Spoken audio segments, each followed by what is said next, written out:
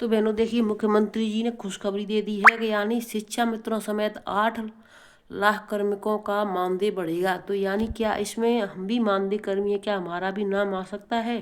तो देखिए, इसमें मैं पूरा वीडियो आपको बता देती हूँ। वीडियो को लास्ट तक देखें और वीडियो को ज़्यादा से ज़्यादा शेयर कर दें। जिन बहनों ने अभी तक चैनल को सब्सक्राइब नहीं किया है तो सब्सक्राइब अवश्य कर ले, आपको सभी खबरें समय से मिलती रहेंगी। तो ले चलती मैं आपको सभी खबरों की तरफ, लास्ट तक बनी रहे। सबसे पहले बता देती हूँ मैं हमीरपुर जिले में आंगनबाड़ी द्वारा केंद्रों की गतिविधियों को पोषण टैकर फीड किए गए डाटा का सत्यापन किया जाएगा। जिला अधिकारी घनश्याम मीणा ने कलेक्टर सभागार में आयोजित पोषण समिति की समीक्षा बैठक में जिले के सभी परियोजना अधिकारियों को निर्देश दिए हैं। डीएम ने समीक्षा बैठक में बाल विकास के अधिकारियों को निर्देश दिए हैं कि सभी आंगनबाड़ी केंद्रों पर बच्चों का वजन लेने वाली मशीन, ऊंचाई मापने की मशीन और अन्य टूल किट अगले 3 दिनों के अंदर उपलब्ध होने चाहिए। साथ ही इसका MOIC प्रमाण पत्र भी देंगे। डीएम ने बाल विकास के सभी CDPO को निर्देश दिए हैं कि अपने अपने क्षेत्रों में आंगनबाड़ी केंद्रों का 100% विजिट किया जाए। आंगनबाड़ी केंद्र समय से खोले जाएं। अगर कोई कार्यकर्ता अनुपस्थित है उसके खिलाफ सख्त कार्रवाई की जाए। यानी कि बच्चों की छुट्टी हुई है बहनों, आंगनबाड़ी और सहायिका की छुट्टी नहीं हुई है तो आप देख लो, अगर आप अनुपस्थित मिलती हैं तो सख्त कार्रवाई भी होगी। जिला अधिकारी ने कहा कि बाल विकास अधिकारी पोषण टैकर ऐप में आंगनबाड़ी द्वारा फीड किए गए लाभार्थी का 100% सत्यापन करें। लाभार्थियों को मिलने वाले राशन की पूर्ण जानकारी पोर्टल पर फीड की जाए। लाभार्थियों के पोषाहार में लापरवाही न बरतें। उन्होंने कहा कि केंद्र संचालन के बाद आंगनबाड़ी कार्यकर्ता द्वारा होम विजिट 100% किया जाए। पोषण टैकर पर फीडिंग में कोई लापरवाही नहीं होनी चाहिए। जिले में कुपोषित बच्चों का समय समय पर सर्वे कराया जाए। डीएम ने कहा कि जनपद में जच्चा बच्चा के कुपोषण को समाप्त करने के लिए माइक्रो प्लान बनाकर कार्य किया जाए। आंगनबाड़ी द्वारा घर घर जाकर गर्भवती एवं धात्री माताओं को कुपोषण से बचाव के लिए जागरूक किया जाए। जिले में अति कुपोषित बच्चों को हरे श्रेणी में लाने के लिए कोई लापरवाही नहीं होनी चाहिए। तो ये डीएम के आदेश है बहनों, अपना देख लें। अपनी सर्वे में अपने घर घर जाना है और कोई भी लापरवाही नहीं होनी चाहिए। डीएम के सख्त आदेश आ चुके हैं। वहीं बात कर लेते हैं दूसरी अगली खबर की। तो बहनों ये देखिए, बस्ती जिले से बाल विकास विभाग की आंगनबाड़ी भर्ती मेरिट लगभग तैयार हो चुकी है। अब नियुक्ति प्रक्रिया तेजी से चल रही है। विभागीय अधिकारियों की माने तो 26 जनवरी तक आवेदन महिलाओं को नियुक्ति पत्र मिल जाएंगे। यानी 26 जनवरी जो आने वाली है, आज आपकी 5 हो गई है, तो 26 जनवरी तक महिलाओं को आवेदन नियुक्ति पत्र मिल जाएंगे। आंगनबाड़ी भर्ती के साथ जिले में शासन स्तर से सुपरवाइजरों की भी नियुक्ति की प्रक्रिया चल रही है। अब विभाग में आंगनबाड़ी और मुख्य सेविका के सभी पदों पर भर्ती हो जाएगी। अवगत हो कि पिछले वर्ष लोकसभा चुनाव से पहले मार्च 2024 में जिले में 211 आंगनबाड़ी कार्यकर्ती के रिक्त पदों पर ऑनलाइन आवेदन मांगे गए थे, जिसमें कार्यकर्ती के कुल 211 रिक्त पदों के सापेक्ष आवेदकों ने 7,000 ऑनलाइन आवेदन किए थे।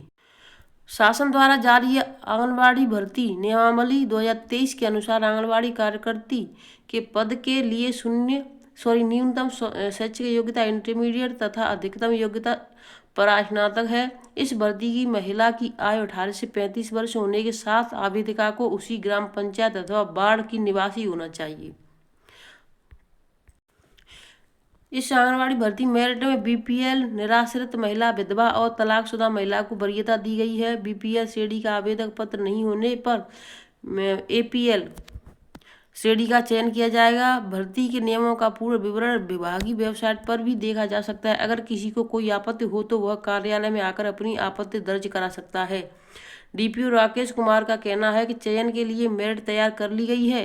इस समय जनपद स्तर पर गठित चयन समिति द्वारा मेरिट लिस्ट से प्राप्त आवेदन पत्रों का सत्यापन और स्क्रीनिंग की जा रही है। चयन प्रक्रिया पूर्णतः पारदर्शी और ऑनलाइन रहेगी। अंतिम मेरिट सूची द्वारा चयनित महिला आवेदिका का विवरण ग्राम पंचायत व आंगनबाड़ी केंद्र स्तर पर चस्पा दिया जाएगा।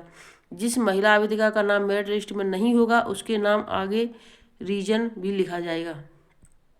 यानी जिसका नियुक्ति पत्र होगी उसकी चस्पा कर दिया जाएगा। इनकी नियुक्ति हो चुकी है, जिसका नहीं होगा उसका कारण क्या है ये भी बता दिया जाएगा, लिख दिया जाएगा उसके सामने। अब देखिए, एक और नई जानकारी आई है। केंद्र सरकार और राज्यों और केंद्रीय स्कूलों के बच्चों की तरह आंगनबाड़ी केंद्र में पढ़ने वाले बच्चों की अपार आईडी जारी करेगा, यानी उनकी भी आईडी बनेगी आंगनबाड़ी केंद्र के बच्चों की। इससे पहले अब तक शिक्षा विभाग के बच्चों की अपार आईडी बनती थी, लेकिन अब शिक्षा मंत्रालय और महिला एवं बाल विकास मंत्रालय संयुक्त रूप से केंद्रों के बच्चों का इस दायरे में लाएंगे।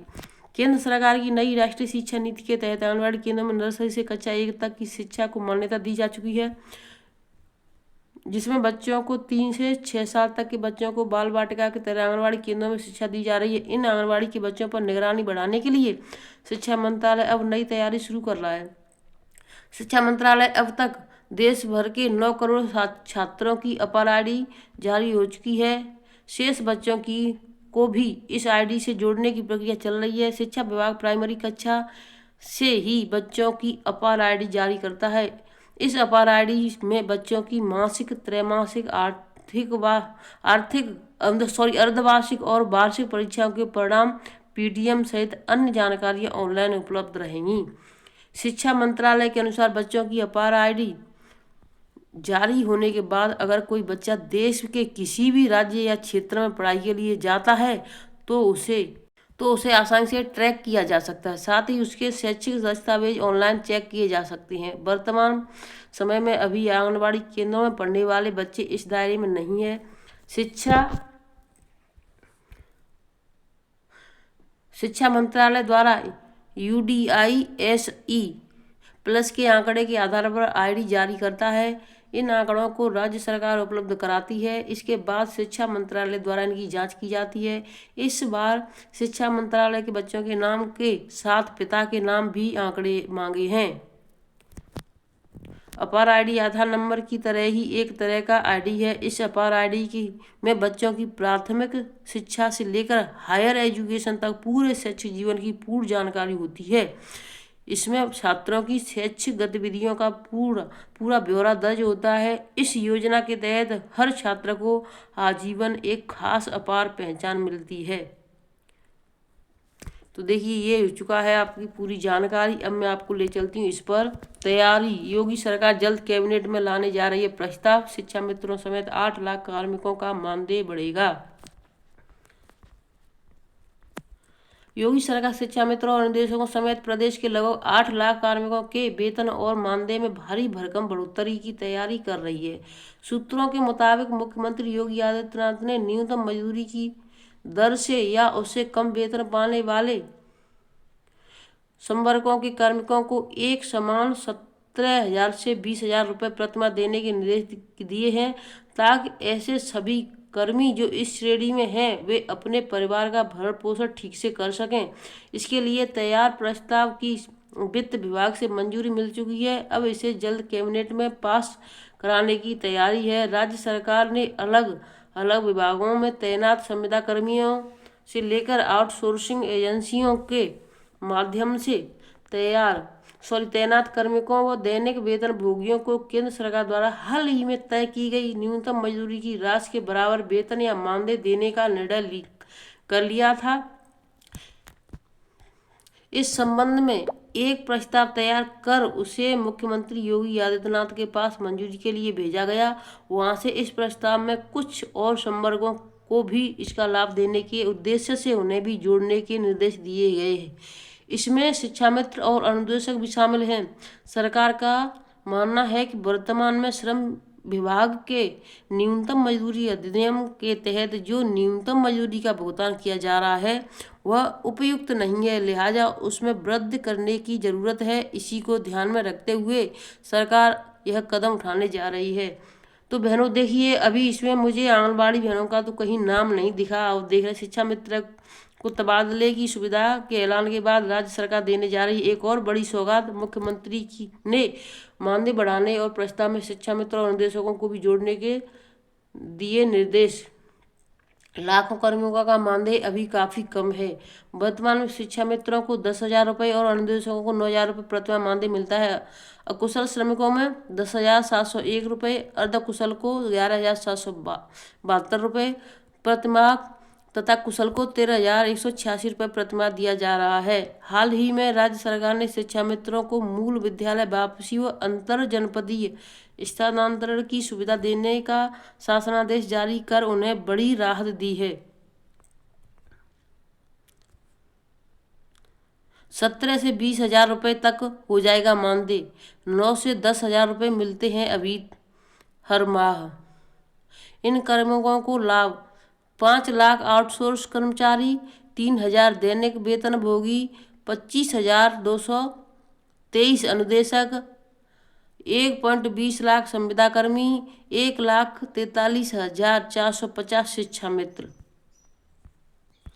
तो देखिए इनके लिए आदेश आ गया है। लेकिन बहनों, क्या आंगनबाड़ी बहनें काम नहीं करती हैं? इसमें आंगनबाड़ी बहन का कहीं भी कोई जिक्र नहीं किया गया है।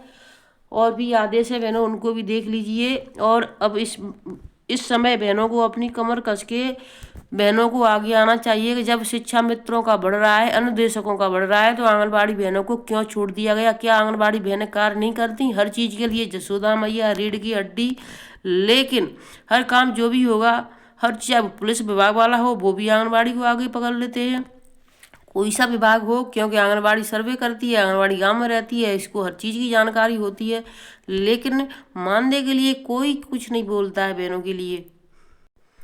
तो बहनों देखिए और भी आदेश और भी आ गए हैं, लेकिन वीडियो थोड़ा ज़्यादा लंबा हो जाएगा। एक जानकारी मैं देना चाहती हूँ आपको, बहुत ज़रूरी है वो। देखिए महाकुंभ का जो मेला चल रहा है, उसमें कल शाम को हॉस्पिटल में आग लग चुकी है। उसमें कुछ लोगों को दिक्कतें भी हैं, तो कुछ को नहीं है। तो अगर आपके यहाँ से कोई गया है, तो सभी बहनें अपना एक दूसरे को जानकारी करके जानकारी ले लें, क्योंकि वहाँ पर कल शाम को आग लग चुकी है हॉस्पिटल में। और ये देखिए जो आए हैं अभी, ये साबुन अनाज और दुनिया की सर्वश्रेष्ठ आहार का खिताब, यानी 2025 में US news and world report ने जारी की 2025 के लिए सर्वश्रेष्ठ आहारों की लिस्ट। तो ये आहार है सर्वश्रेष्ठ, ये 2025 के लिए। तो इनको हम शाम की वीडियो में बता देंगे दूसरे आदेशों के साथ। बहनों, आज की वीडियो को मैं यहीं पर रखती हैं। धन्यवाद।